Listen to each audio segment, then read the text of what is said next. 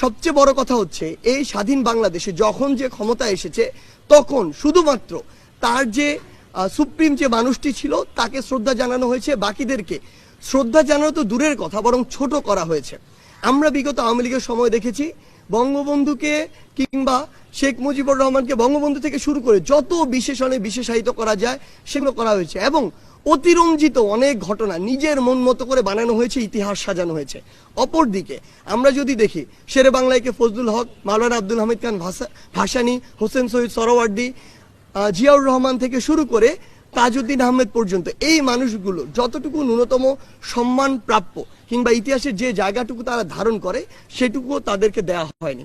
আমরা বিশ্বাস করি আমাদের জায়গা থেকে এই যে মানুষগুলো রয়েছে, আসলে বাংলাদেশের ইতিহাস নিয়ে কথা বললে যেই মানুষদের অবদান একদম অনস্বীকার্য, তাদের প্রত্যেককে তাদের যতটুকু অবদান ছিল এর জন্য তাদের স্মরণ করতে হবে।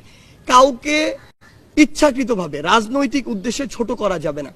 আমরা যতটুকু জিয়াউর রহমান যতটুকু সম্মান প্রাপ্য তাদেরকেও আমাদের ততটুকু সম্মান দিতে হবে। একইভাবে শেখ মুজিবুর রহমান যতটুকু সম্মান তার প্রাপ্য তাকেও ততটুকু সম্মান দিতে হবে। তার যে কাজগুলো সমালোচনা যোগ্য আপনি সমালোচনা করেন, এটা নিয়ে আমার বিন্দুমাত্র আপত্তি নেই।